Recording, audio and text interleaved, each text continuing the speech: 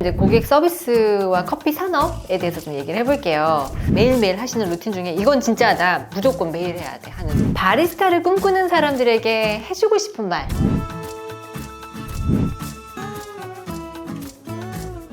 이제 고객 서비스와 커피 산업에 대해서 좀 얘기를 해볼게요. 자, 대표님은 지금 커피 하이라는 커피 전문점 운영하고 계신데 손님들과의 소통에서 중요하게 생각하는 점은 어떤 걸까요? 손님들하고 아무래도 소통을 하려면 그 눈높이를 맞춰야 된다고 생각해요. 이제 어떤 고객님, 나이 드신 분들 와서 나 시럽 좀 많이 넣어줘. 내가 커피를 못 마셔. 촌놈이야. 그러면 예, 그렇게 넘어갈 수도 있지만 원래 커피는 설탕하게 달달하게 먹는 게 좋아요. 이렇게 하면서 그 고객하고 맞춰주고, 그리고 또 이제 커피에 대한 전문 지식을 원하시는 분들이 있어요. 뭐 이렇게 물어보고 그럼 거기에 대해 맞춰서 하고, 그러니까 고객이 이제 뭘 원하고 고객이 이제 어느 정도 이제 커피에 대한 지식이 있는지, 만약 커피에 대해 상중하가 있는데 이분이 커피의 지식을 모른다고 제가 커피에 막 이런 지식으로 막 얘기하는 것보다 거기에 맞춰서 눈높이에서 맞춰서 고객하고 얘기해야 고객도 부담이 없고 저도 부담 없이 서로 이제 편하게 대화가 연결될 수 있을 것 같아요.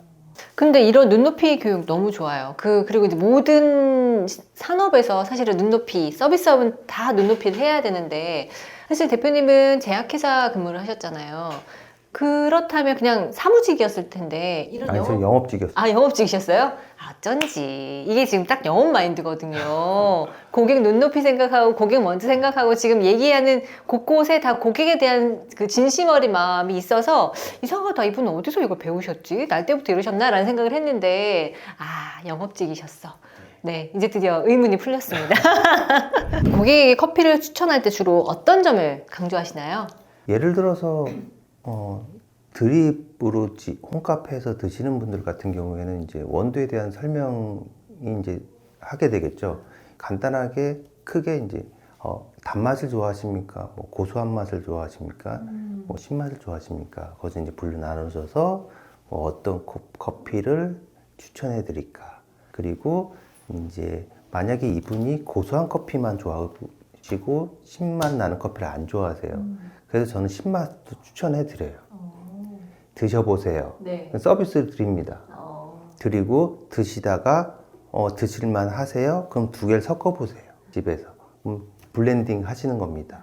그래서 신맛이 너무나 그럼 고소한 걸 더 넣으세요. 이렇게 추천을 해드려요. 그러면 고객이 안 드셔보셔서 그렇지 신맛도 맛있는 부분이 있거든요. 예. 그러니까 도전해 보시라고 드세요. 근데 도전하는 데는 그냥 서비스로 드실 거는 드리죠. 예. 근데 블렌딩이 또 재미있거든요. 집에 가셔서 블렌딩. 왜냐면 지루해요. 한 가지 커피만 계속 드시다 보면 지루할 수 있어요. 오늘 좀 여기 섞어보고 하면 그런 또 재미가 있기 때문에 그런 재미도 같이 드리고 커피의 맛과 다양성을 약간 홍보해 드리는 거예요. 예. 경험해 볼 수 있도록. 예. 그러면 커피 바리스타로서 일상에서 가장 중요하게 여기는 루틴 있을까요? 매일매일 하시는 루틴 중에 이건 진짜 나 무조건 매일 해야 돼 하는 그런 루틴. 마감 때 하는 청소. 마감 청소요? 오, 저랑 제 생각하고 달랐어요. 저는 생두를 볶는 게 가장 중요한 루틴이라고 하실 줄 알았는데 마감 청소. 마감 청소, 이제 커피 머신을 소독하고 모든 것을 이제 쓸고 닦고 청소를 해놔야 다음날 또다시 할 수 있거든요. 이게 하루 정도 안 할 수 있겠지 했는데, 그럼 그게 이제 습관이 될 수도 있고, 그리고 하루 안 닦은 거는 이렇게 하면 닦이지만, 2, 3일 안 닦으면 이렇게 닦아야 돼요. 예. 그게 좀, 어쩔 때는 시간이 좀 많이 걸리긴 해요. 그래도 이제 루틴화 해서, 그렇게 청소를 해놔야 다음날 또, 산뜻한 마음으로 일을 할 수 있죠. 그 커피 바리스타로서 고객 서비스에서 가장 중요하게 여기는 가치, 대표님만의 가치가 있을까요? 미소라고 생각합니다. 정말요? 네. 직원들 웬만하면 힘들게 안 하거든요. 그러니까 업무를 과도하게 일할 때는 주지 않는 편이에요. 왜냐면은 힘들면 저도 다른 데서 느꼈지만 저희가 보통 주말에 이제 외식을 하거나 이럴 때 가면은 아, 저 친구 오늘 하루 되게 힘들었나 보다. 그게 보여요. 그래서 저도 직원들이 일할 때는 최대치로 일을 안 시키고 좀 여유 있게 그래야 손님을 대할 때 미소가 나오더라고요. 예, 그래서 미소라고 생각합니다. 거창한 이야기가 나올 것 같았는데 사실은 미소에서 전 되게 뜨끔했어요. 사람이 미소 짓기 쉽지 않거든요. 네, 어느 매장을 가도 미소 지어주면 그냥 좋아요. 그런데 무표정으로 일하면 좀 기분이 별로 안 좋을 때가 있거든요. 근데 이게 가장 기본적인 가치인 거죠. 고객을 대할 때는 미소로 대하라. 눈으로 웃든 입을 웃든 계속 웃어야 되는 거죠. 네. 그러기 위해서는 대표님이 일을 적당량을 주시는 거다. 이게 핵심인 거잖아요. 네. 일을 한 70%를 줘야지 30% 웃는 데 쓰지. 뭐 이런 거죠. 네. 너무 현명하신 방법이에요. 아, 그래서 제가 처음 뵀을 때부터 굉장히 온화하고 그 미소가 되게 좋으시다 말씀을 드렸던 게 이게 몸에 배어서 그런가 보네요. 직원들도 그렇게 생각하고 있어야 될 텐데. 자, 그러면 대표님, 바리스타를 꿈꾸는 사람들에게 해주고 싶은 말 어떤 게 있을까요? 좀 나눠서 설명해 드릴게요. 네. 예를 들어서 고등학교에서 커피에 관련된 바리스타 일을 배운 학생들, 그 학생들의 꿈이 아마 자신의 커피숍을 차리는 게 아닐까 생각돼요. 그런 학생들한테는 이제 다양한 커피에 관련된 곳에서 일해보라고 얘기해보고 싶어요. 예를 들어서 다양한 걸 배워야겠죠. 아까 5가지 교육 과정에서 그럼 이제 브루잉 이제 핸드드립 위주의 카페에서 일을 해본다던가 아니면 로스팅을 배웠으면 로스팅 쪽에서 일을 해본다던가 그런 다양한 곳에서 일을 해본 다음에 자기가 가장 해보고 싶고 그리고 자기한테 맞는 그런 쪽으로 발전해 나갈 수 있거든요. 예, 그리고 40대나 50대 제2의 인생을 꿈꾸시는 분들 많죠. 예. 일단은 자기 매장을 차리냐 개인 카페냐 체인점이냐 다 장단점은 있어요. 개인 카페가 돈이 더 많이 들 수도 있고 체인점이 더 많이 들 수도 있고 하지만 일단 어느 자리에 어떤 카페를 차리느냐 그게 중요하지 이 자리에 나는 이걸 차릴 거야 그거보다 그 자리에 어떤 게 어울릴까 예를 들어서 오피스 상권이다 그러면 점심 상권이 점심시간이 가장 많이 붐빌 거 아니에요.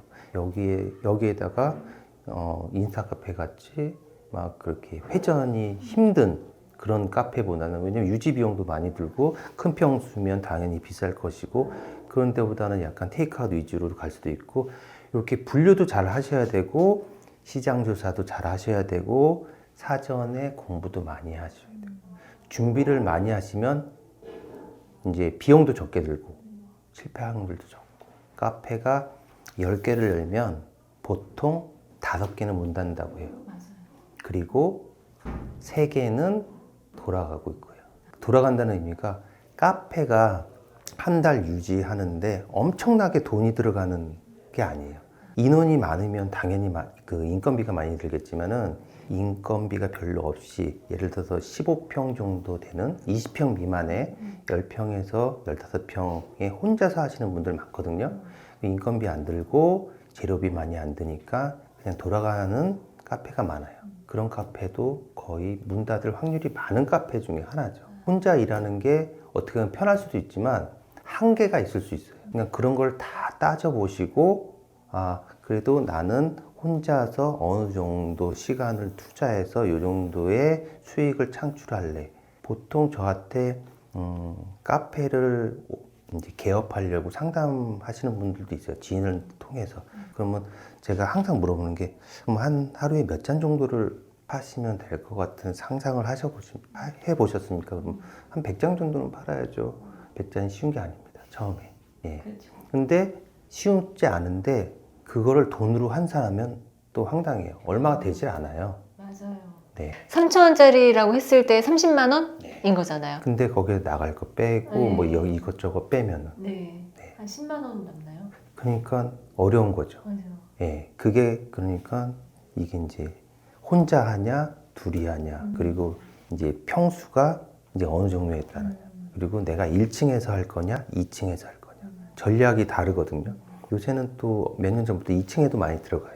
왜냐면 2층이 일단 권리금이라든가 예, 임대료가 싸고 그리고 2층 같은 경우에 넓게 할 수 있으니까 그런 장점도 있으니까 다양하게 알아보시고 준비하셔야 비용도 절감하시고 성공하실 수 있습니다.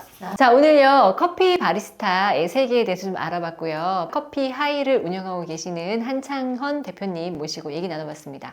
오늘 얘기를 들어보니까요, 어쨌든 커피도 서비스업이에요. 만약에 본인이 오픈을 하시겠다 하면 고객에 대한 마음이 먼저 갖춰져 있어야 되지 않을까, 그래야 좀 힘이 덜 들지 않을까 생각이 들고요. 그리고 그냥 바리스타로서 일을 한다면 커피에 대한 마음가짐이 좀 있으면 좋지 않을까라는 생각이 듭니다.